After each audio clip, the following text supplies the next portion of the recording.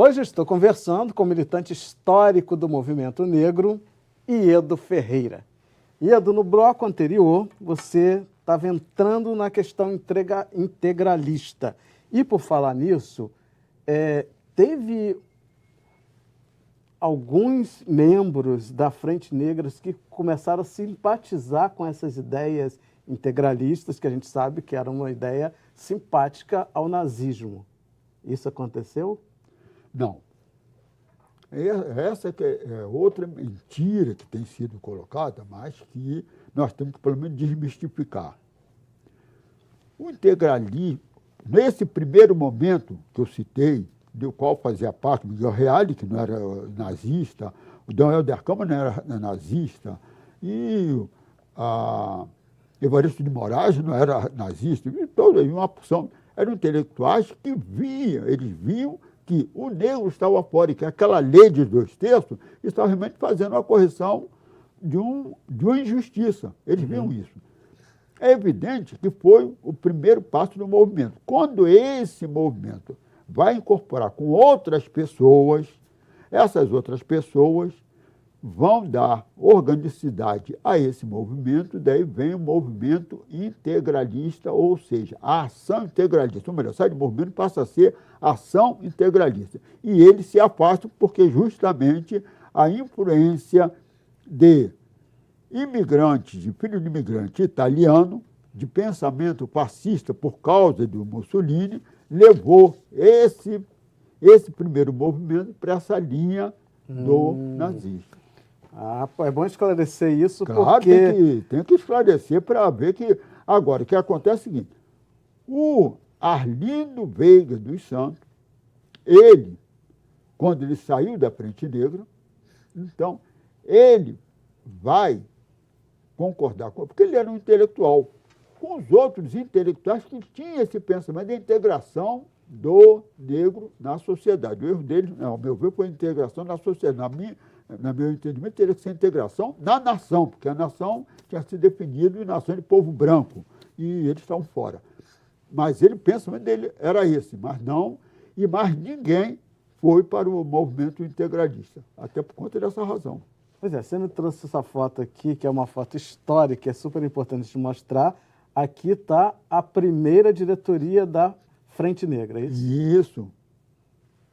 Está mostrando aí? Isso. Uma foto histórica que a gente tem a oportunidade de mostrar aqui.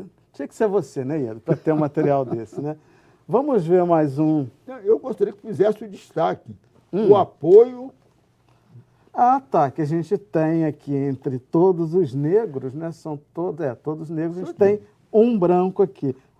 Faz esse destaque. Quem era essa pessoa? Esse era um dirigente anarquista espanhol. E os anarquistas espanhóis, eles apoiaram a Frente Negra, por isso que ela se reuniu, no seu primeiro momento, na Associação das Classes Laboriosas, que reunia anarquistas espanhóis e portugueses, que eram contra os anarquistas italianos, que eram extremamente racistas. Ou seja, apoiando aí essa causa. Isso. E isso é bacana, né? Te mostra que o problema é de todo mundo, não é só nosso. Ah, vamos chegar lá, então.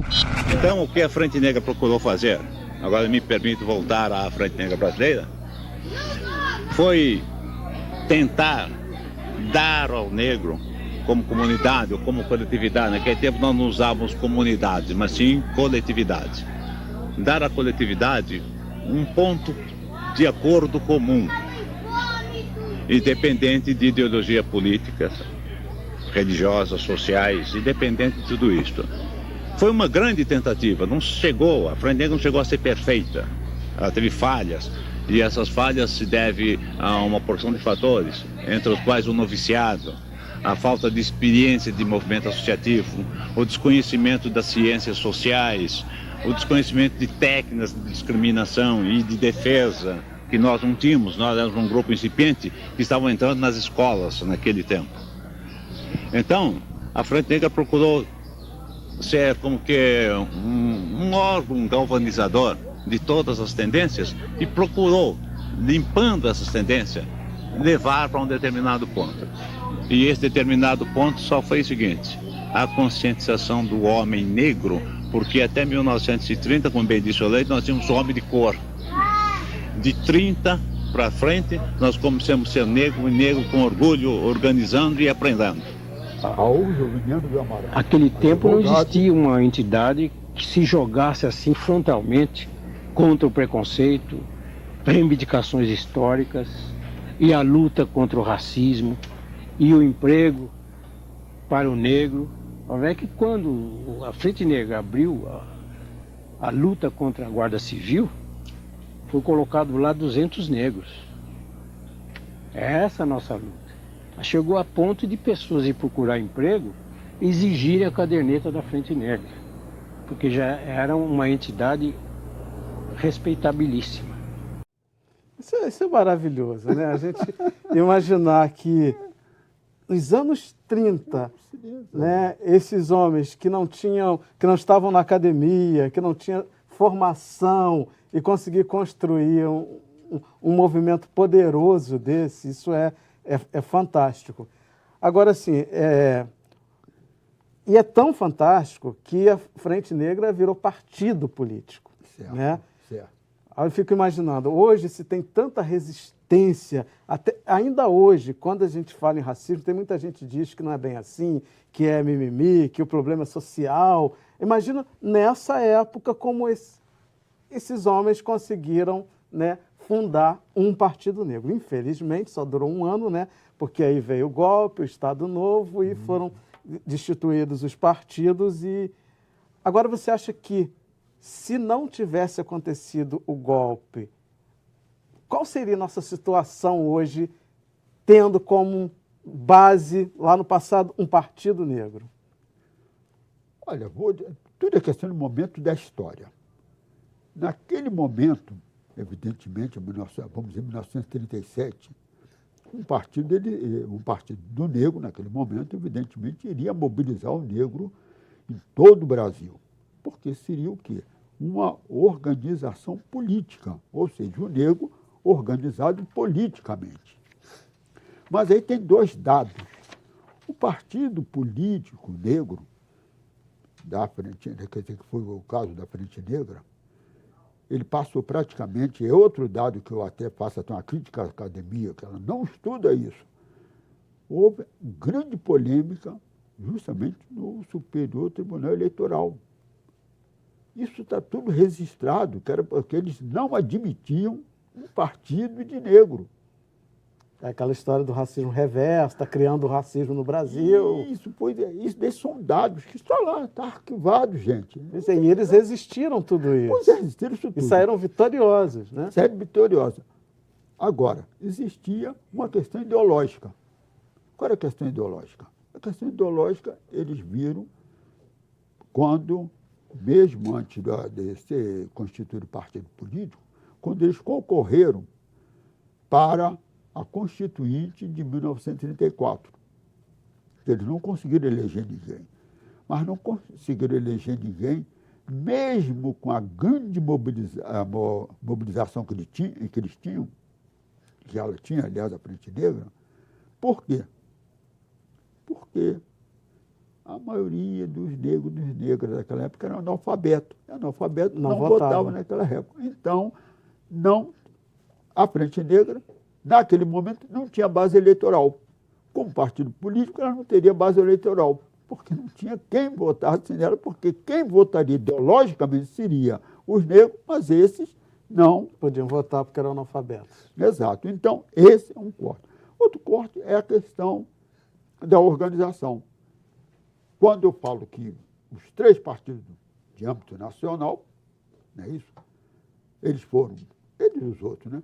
Foram dissolvidos em 1937. Quando em 1945 voltou, a democracia, o que aconteceu? O Partido Comunista, ele era clandestino, continuou na clandestinidade, não tinha problema nenhum, teve a sua continuidade. O Partido Integralista veio se organizar como PRP, me parece, naquela época, e os negros não voltaram a se organizar como partido. Eles voltaram a se organizar como entidade de movimento negro, regrediram em 1927, meu modo de entender. Então, houve uma regressão. Nessa regressão, se vê o seguinte, teve o quê? Somente em 1978, por ocasião da fundação do MNU, é que vai se discutir se deveria se criar o Partido Negro, se o MNU deveria ser um partido, não era MNU, se deveria ser partido ou não. Mas aí... Ou seja, a gente já está na década de 70, a gente teve aí um hiato aí, né? Muito grande, e isso com certeza faz muita diferença. Ou seja, a gente dá um passo para frente e alguns para trás, né? Isso que aconteceu. Mas eu queria falar, como o tempo aqui é curtíssimo, e assim, um assunto que a gente não pode deixar de falar, é sobre reparações. Eu queria falar, assim, a gente tem 2 minutinhos, mas vamos tentar sintetizar isso, né? É uma declaração da ONU, né, de 2001, que o Estado brasileiro tem que reconhecer, reconhecer que a escravidão foi crime e que tem que reparar, né, os descendentes. Que pé que está isso, né? Foi proposta um projeto, acho que em 2015, né, um projeto popular para poder definir como seria feito isso. Não, o que acontece é o seguinte, a questão da estratégia para isso. Porque o que acontece é o seguinte, foi aprovada, quer dizer, houve a declaração de Durban, não é isso?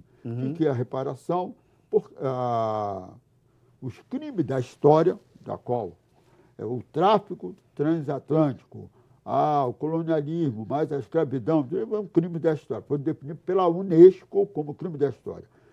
E como é praxe na ONU, todos os crimes considerados crime contra a humanidade, todos, eles têm que ser reparados.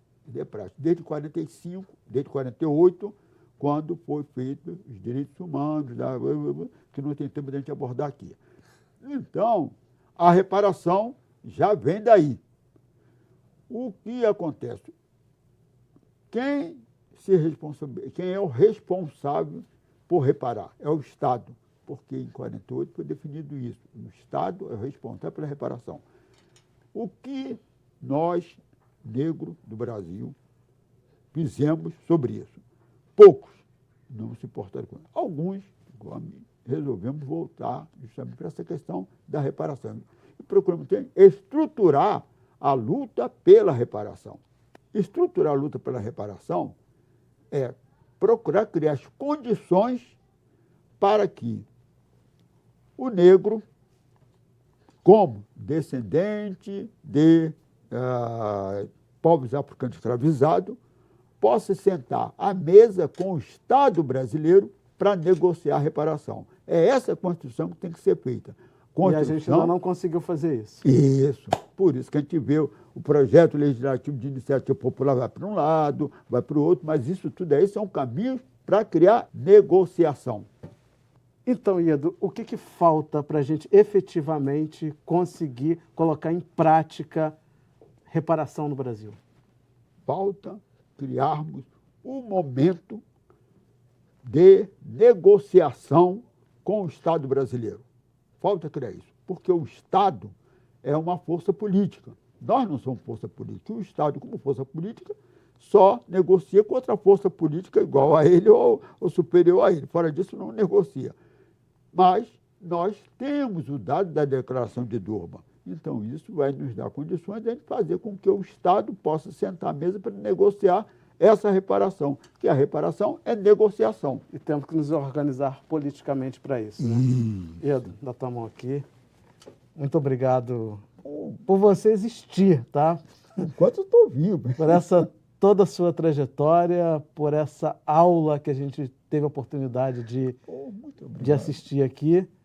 E que venham as reparações, né? Isso, venham as reparações. Reparação, porque essa é a luta. Reparação já. Reparação já. Pô, Okay. cara, muito bom. Pô. Muito obrigado. Eu conversei com o ativista do Movimento Negro, Iedo Ferreira, e se você chegou agora, não tem problema. Entra lá no www.alerj.rj.gov.br ou cultile.com.br, que está tudo lá para você. Obrigado pela companhia e até o próximo encontro. Eu te espero.